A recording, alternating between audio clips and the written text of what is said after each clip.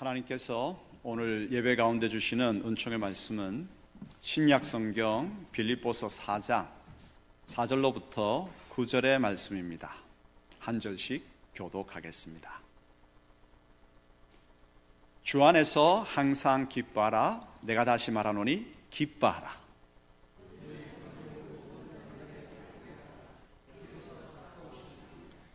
아무것도 염려하지 말고 모든 일에 기도와 간구로 너희 구할 것을 감사함으로 하나님께 아뢰라. 그리하면 모든 지각에 뛰어난 하나님의 평강이 그리스도 예수 안에서 너희 마음과 생각을 지키시리라. 끝으로 형제들아, 무엇이든지 참되며 무엇이든지 경건하며 무엇이든지 옳으며 무엇이든지 정결하며 무엇이든지 사랑받을 만하며 무엇이든지 칭찬받을 만하며 무슨 덕이 있든지 무슨 기림이 있든지 이것들을 생각하라. 내게 배우고 받고 듣고 본 바를 행하라. 그리하면 평강의 하나님이 너희와 함께 계시리라. 아멘. 앞뒤서 한번 샬롬으로 인사할까요? 샬롬. 하나님의 평강이 오늘 예배 참석. 오늘은 2023년 마지막 주일이죠. 그리고 마지막 날입니다. 이렇게 겹치기가 쉽지 않은데 오늘은 그런 날입니다. 교회 절기를 제외한 보통의 주일에는 매일 성경 차례를 따라서 이제 설교를 해왔죠. 12월 마지막 성경이 빌립보서였습니다. 빌립보서의 배경은 바울이 감옥에서 순교하느냐 아니면 풀려나느냐 이 기로에 선 때였습니다. 그래서 이 사역자 바울의 마지막 시간이었어요. 그리고 빌립보 교회로 보면 외부의 박해와 내부의 분란이 일어나려는 시점이었습니다. 그러다 보니까 이제 자기의 마지막 죽음을 앞둔 바울이 외부의 박해와 내부의 분란으로 힘들어하는 빌립보 교회를 향해서 내부 분열을 그리고 외부의 박해를 한 마음으로 극복하라고 겉면에 서신을 쓰고 있고요. 그리고 이제 자기의 마지막 그 시간을 마음을 담아서 그 빌립보 교회 잘 한 마음으로 그렇게 극복하라 다시 한번 응원합니다. 이러한 빌립보서의 배경을 이해한다면 오늘 우리가 읽은 본문의 말씀은 2023년 마지막 주일이자 마지막 날인 12월 31일에 꼭 필요한 말씀이죠. 왜냐하면 2023년 신앙의 숙고를 통해서 훌륭하게 이 해를 마무리해야 할 시점이고 그리고 2024년 새롭게 출발하기 위해서 하늘의 용기와 힘을 공급받아야 할 때이기 때문입니다. 그럼 여기에 초점을 맞추면서 하나님의 음성을 듣도록 하십시다. 하나님께서 먼저 말씀하십니다. 기도하라 라고 말씀하십니다. 빌립보서 4장 6절 읽겠습니다. 아무것도 염려하지 말고 다만 모든 일에 기도와 간구로 너희 구할 것을 감사함으로 하나님께 아뢰라. 빌립보 교회는 지금 예수 믿는 것 때문에 외적인 박해가 시작되려고 합니다. 내적으로는 거짓 교사가 들어와서 내적인 분열의 조짐이 보이고 있습니다. 그래서 사람들이 생각하죠. 이 어려움이 지금 닥치고 있는 것을 느끼면서 그래도 바울 선생님이 계셨다고 한다면 참 좋았을 텐데 비어있는 교역자의 자리를 보면서 지금이라도 누군가가 교역자가 한 사람이라도 교회에 있었으면 참 좋을 텐데 외부에서 다가오는 박해가 없었다면 내부에서 일어나는 분열이 없다면 얼마나 좋을까 이렇게 근심하고 안타까워합니다. 하지만 이렇게 반응하는 것은요 이 문제를 풀어나가는 능사가 아니죠. 그러면 근심하거나 걱정하지 말고 안타까워하거나 한스러워하지 말고 그럼 어떻게 해야 할까요? 하나님께서 말씀하십니다.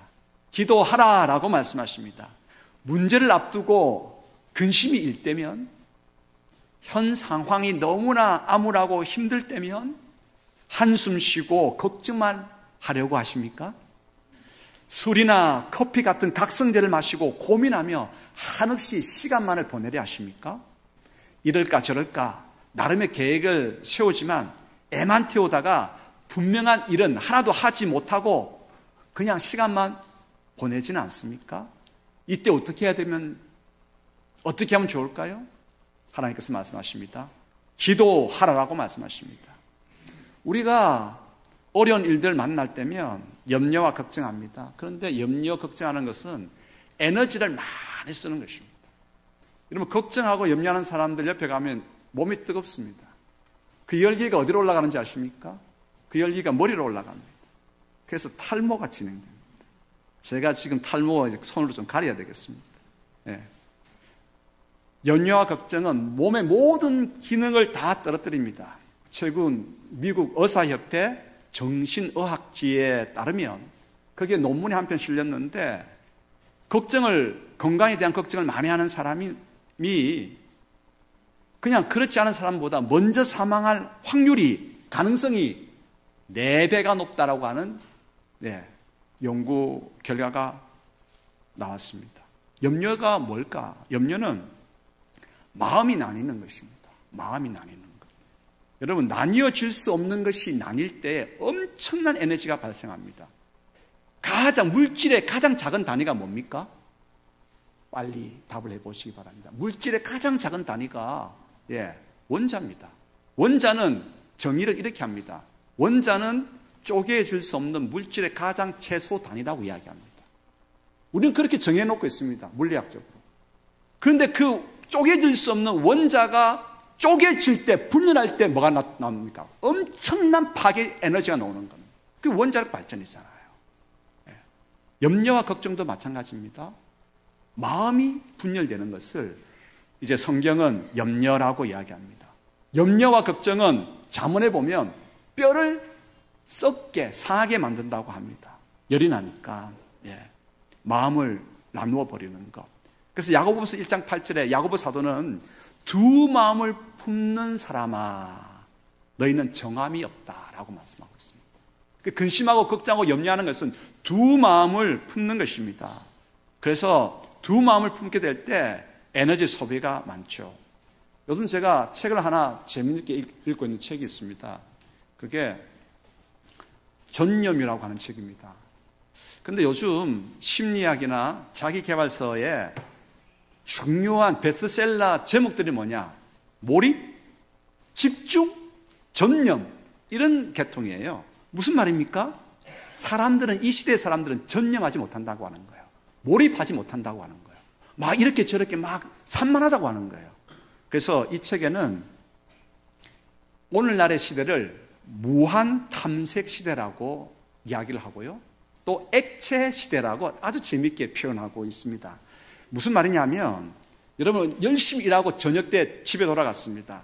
그래서 샤워하고 오래간만에 영화 한 편 보려고 그래서 이제 피곤을 다 한번 씻어 보려고 그렇게 합니다. 그래서 홈, TV, 영화 코너에 들어갔습니다. 리모컨으로. 그런데 검색해 보니까 추천 영화가 너무 많이 뜨는 거예요. 1번, 2번, 3번, 4번 이렇게 선택하려다가 보니까 몇 시간이 지나가 버렸어요? 1시간이 훌쩍 지나가 버렸습니다. 너무 많은 영화가 검색이 되니까 그렇습니다. 그래서 무한 탐색 시대라고 하는 것입니다. 이걸 볼까 저걸 볼까 고민하다가 1시간이 넘어가 버렸고 여러분 그러다 보니까 눈이 피곤합니다. 리모컨 들고 계속해서 하다 보니까 손목도 아픕니다. 여러분 바른 자세로 이렇게 합니까? 오래간만에 조금 여유를 가지기 위해서 누워서 이렇게 합니다. 누워서 하다 보니까 목도 뻐근합니다. 허리도 뻐근합니다. 1시간이 지나니까 모든 것이 다 피곤합니다. 그래서 영화 한 편 보면서 하루의 피곤함은 다 한번 날려보려고 했는데 오히려 더 피곤만 가득한 채 잠자리에 들어야 했습니다. 무한 탐색 시대라고 하는 것이 바로 그것입니다. 에너지를 쓸데없는 곳에 사용한다고 하는 것입니다. 너무나 선택할 것들이 많다 보니까 그렇다고 하는 것입니다. 왜 액체 시대라고 하느냐 하면 고체는 한 가지 덩어리입니다. 하나 딱 덩어리 있기 때문에 그것만 선택하면 됩니다. 아니든지 그거 선택하든지 둘 중에 하나입니다. 그런데 액체는 뭡니까? 어떤 용기를 가지고 뜨느냐에 따라 가지고 별 모양도 세모도 네모도 얼마든지 그 뜨는 용기에 따라서 바뀌어질 수 있죠. 이 모양 만들까 저 모양 만들까, 아 그거 좋지 않아, 다른 거 하면 어떨까 고민하고 탐색하다가 뭡니까? 시간이 가버리는 거예요. 그래서 액체 시대입니다. 그래서 이 시대의 화두가 뭐냐? 이 시대의 사람들은 전념 못한다고 하는 거예요. 몰입 못한다고 하는 거예요. 집중 못한다고 하는 거예요. 너무나 선택지가 많아서 그렇다고 하는 것입니다. 그래서 이 시대는 염려하고 근심하는데 에너지를 다 써버리고 너무 많은 선택을 한번 탐색하다가 고민하다가 에너지를 다 쏟고 만다고 하는 것입니다. 그래서 정작 해야 할 일은 하지 못하는 무한 탐색 시대를 살아가고 있는, 액체 시대를 살고 있는 그러한 어쩌면 참으로 안타까운 사람들이라 하는 것입니다. 그러므로 하나님께서 말씀하십니다. 너희 염려와 근심, 걱정, 그렇게 탐색하는 것을 멈추라고 말씀하십니다. 멈추고 그 에너지 많이 쏟는데 그 에너지를 기도하는데 쓰라고 하는 것입니다. 여러분, 일어난 좋지 않은 일들이 있죠. 2023년도에도 바라지 않았지만 일어난 좋지 않은 일들이 있습니다. 그럼 어떻게 하면 좋을까요? 그것 때문에 에너지 쏟지 마시기 바랍니다.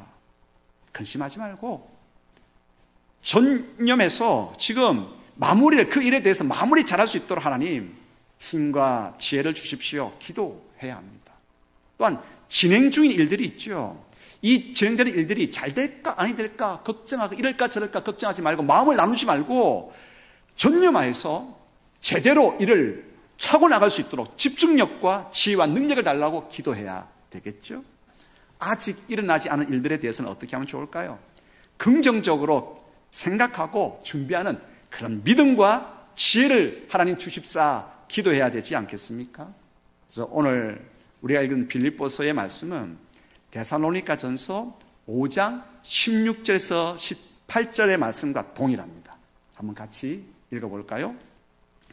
항상 기뻐하라, 쉬지 말고 기도하라, 범사에 감사하라.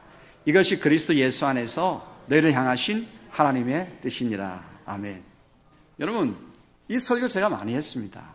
항상 기뻐하고 쉬지 말고 기도하고 범사에 감사하는 것, 이것이 우리의 일상을 향한 하나님의 뜻입니다.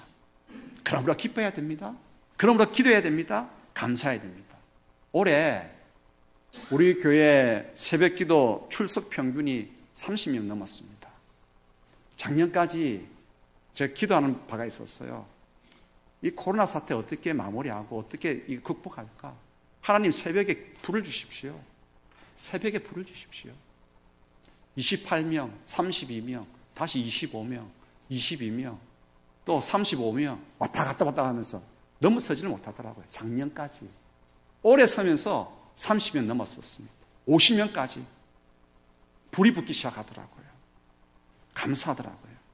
한국교회에 지금까지 깨지지 않는 법칙이 하나 있습니다. 그건 뭐냐면 새벽기도 숫자는요, 주일 출석의 10분의 1입니다. 우리 교회 주일 출석에 진짜 예배를 삼으면서 모여들게끔 하기 위해서 불이 있어야 됩니다. 새벽기도에 불이 있어야 됩니다. 그 불을 놓고 기도하는 가운데에 한 번은 너무 제가 그냥 눌려지더라고요. 부담감 때문에. 코로나 사태를 마치고 이제 함께 모이는 이 현장 예배 가운데서 어떻게 하면 살려낼까? 눈물이 나고. 그래서 그걸 고민하고 있는데 가슴이 쪼여오더라고요. 가슴이 쪼여오고 숨이 딱 막히더라고요. 이러다가 잘못되겠다. 어떻게 할까? 그때 하나님께서 말씀하시더라고요. 내가 죽었냐? 기도해. 기도하라고 말씀하셨습니다. 그렇구나. 기도해야 되겠다. 이제 기도해야 되겠다 하면서 이제 하나님께서 또 아이디어를 주셨어요. 그 전부터 숙제를 내기 시작했는데 어떤 숙제를 냈냐면 요일마다 우리의 일상을 향해서 주신 하나님의 뜻, 기도하고 기뻐하고 감사하는 것, 이거를 매일 새벽기도 넣은 성도들에게 숙제를 내야 되겠다. 오늘은 기도하는 걸음 되십시다. 숙제입니다. 오늘은 무슨 일이 있어도 감사하십시다. 숙제입니다. 오늘은 누구를 만나든지 축복하고 그곳을 위해서 기도하십시다. 오늘은 시간마다 기도하십시다. 숙제를 냈습니다. 여러분, 기뻐해야 죽을 것 같은 상황에서 버티고 차고 나갈 수 있습니다. 감사해야 무너지지 않고 장애물을 뚫고 차고 나갈 수 있습니다. 기도해야 절망하지 않고 하늘 소망을 가지고 진지하게 그리고 나아갈 수 있고 성숙할 수 있습니다. 기쁨, 기도, 감사 너무 중요하죠. 그래서 이 주제를 가지고 몇 해 전에 데살로니가 전서 이 본문 가지고 오전 예배 때 설교했고 좀 지나서 오후 예배도 설교했고 그리고 올 여름에 또 설교했습니다. 그런데 오늘 2023년 마지막 주일 그냥 빌립보서 차례를 따라서 가는데 선택한 본문이 보니까 데살로니가 전서 이거 하고 똑같은 거예요. 본문이. 왜 이럴까? 하나님께서 지금 우리를 그렇게 이끄시고 계시거든요. 뭡니까? 그만큼 중요한 거거든요. 기도하는 것, 여러분, 기도하지 않아도 될 만큼 지혜롭고 능력이 많은 사람이 있습니까? 없기 때문에 기도해야 하는 것입니다. 염려나 근심의 걱정이 없이 평안의 환경만 계속되는 그런 사람이 있습니까? 없기 때문에 기도해야 되는 것이죠. 일어난 사고 때문에, 깨어진 관계 때문에, 얕은 신앙으로 인해서 흔들리기 때문에, 끊임없는 욕구 때문에, 멈추지 않는 죄악의 발악 때문에, 무너지는 가슴 때문에, 감당해야 할 태산 같은 일들 때문에, 이러한 일들 때문에 없는 사람 없잖아요. 그래서 기도하라고 하나님께서 말씀하십니다. 왜 기도해야 합니까? 이렇기 때문에 기도해야 됩니다. 근심 걱정하지 말고 이럴까 저럴까 선택하는 에너지 쏟지 말고 일단 기도하라고 말씀하십니다. 기도하라. 기도하면 이루어지고, 기도하면 열리고, 기도하면 찾고, 기도하면 성숙해지고, 기도하면 새로운 깨달음을 발견하고, 기도하면 하늘의 지혜가 우리에게 내리고, 기도하면 땅에 기름진 복을 얻고 그것을 흘려보내고, 기도할 때 이러한 일들이 일어납니다.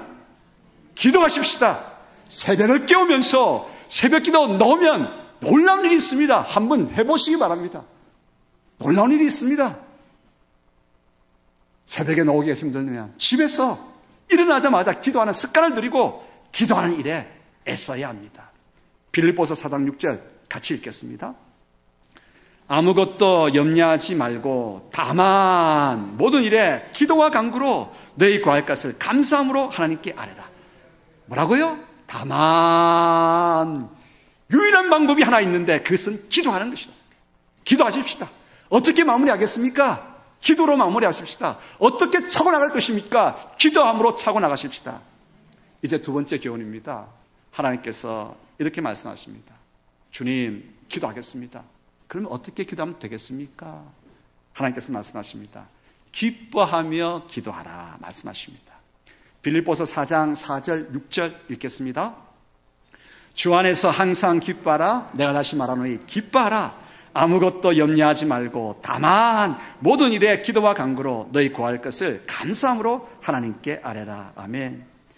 매사에 모든 일에 기도할 것을 하나님께서 말씀하시죠. 그래서 기쁨, 기도, 감사. 데살로니가 전서에서도 그 차례를 따르고 지금 빌립보서도 그 차례를 따르고 있죠. 기쁨, 기도, 감사. 기도해야 되는데 기도 앞뒤를 둘러싸고 있는 것이 있습니다. 뭡니까? 기쁨으로 기도하는 것입니다. 감사함으로 기도하는 것입니다. 여러분, 두 번째 하나님의 교훈은 기쁨으로 기도하는 것입니다. 이것은 성경의 명령입니다. 기뻐해야 합니다. 그래야 삽니다. 우리의 몸의 기능이 저하될 때가 있죠. 무릎이 또 안 좋고 어깨 힘줄이 조금 안 좋고 몸의 기능이 저하될 때, 몸에 질병이 생겼을 때, 또한 절망과 낙심이 찾아올 때 어떻게 하면 됩니까? 어떻게 하면 다시 회복되고 어떻게 하면 차고 나갈 수 있습니까? 기뻐해야 합니다.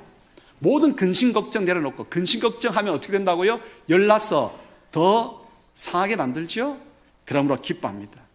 기도하는데 기뻐하면서 기도해야 합니다. 그래야 삽니다. 기뻐하라. 하나님의 명령입니다. 성경의 가르침입니다. 여러분, 기뻐할 때 머리 회전이 잘 돼요. 기뻐할 때 혈관이 수축되지 않습니다.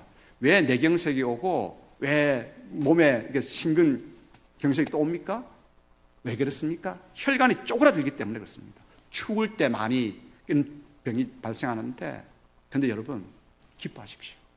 기뻐하면 혈관이 수축되지 않습니다. 혈액순환이 잘 이루어집니다. 우리가 감당해야 할 일들을 마주할 때 먼저 어떻게 하면 되겠습니까? 우리가 오늘 직장에서 업무를 볼 때 기뻐하십시다. 기뻐하면 그 업무를 잘 감당할 수 있는 육체적인 체력도 그리고 지혜도 막 생깁니다. 우리가 기뻐할 때 몸은 반응하게 되어 있어요. 특별히 우리가 기뻐하면 뇌에서 기쁨과 관련된 호르몬이 분비되기 시작합니다. 엔돌핀 들어보셨죠? 기쁨의 호르몬 엔돌핀, 도파민, 그리고 세로토닌이라고 하는 호르몬이 분비됩니다. 그래서 이 세 가지 호르몬이 분비되면서 여러분 우리 마음을 기쁘고 평안하게 해줍니다. 기뻐야 평안한 것입니다. 그리고 우리가 일을 감당하려고 할 때 활력을 주고요. 한번 도전해보자. 아, 일이 참 많긴 많구나. 어렵긴 어렵구나. 하지만 도전해보자. 우리가 기뻐할 때 엔돌핀, 도파민, 이 세로토닌 호르몬이 분비되어서 도전할 수 있는 용기가 우리 몸에서 생기게 되는 것이고, 스트레스가 확 줍니다. 스트레스 줄여 기뻐해야 면역력이 높아지는 효과가 있습니다. 그래서 기뻐야 합니다. 하나님께서 왜 기뻐하라고 말씀하셨을까? 하나님은 우리 몸을 그렇게 창조하셨어요. 그렇게 창조하셔서 우리에게 말씀하십니다. 낙심되느냐? 두려우냐? 힘드냐? 기뻐해라. 기도하되 기뻐하며 기도하라고 말씀하고 있습니다. 기뻐하십시다. 아멘. 기뻐하십시다. 하나님께서 참 우리 몸을 신비하게 만드셨잖아요. 그 하나님을 생각할 때마다 우리는 찬양하지 않을 수가 없습니다. 새로운 일을, 이제 2024년 어떤 일을 맡아야 될지, 새로운 일이 두렵고 막막합니다. 지금 발생한 사고와 일로 마음이 무너집니다. 가만히 생각해 보니까 무한 탐색하느라고 너무 많이 지쳐 있습니다.